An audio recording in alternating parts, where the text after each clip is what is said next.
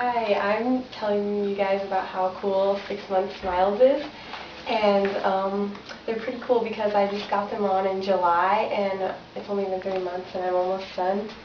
And it's way cool. Like, my sister has them on for 2 years, so it's a lot faster than that.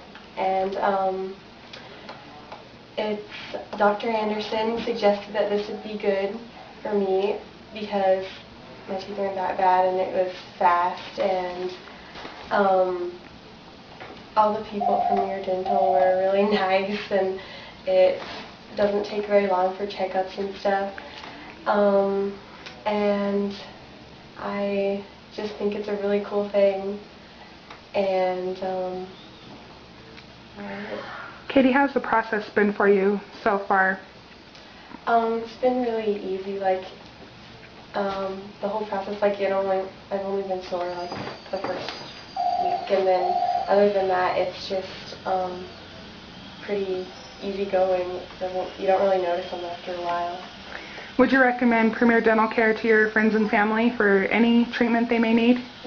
Yeah, they're really good here, and they're nice and caring. Good. Katie, will you smile big and show everybody your 6-month smile so far? Great. Thank you.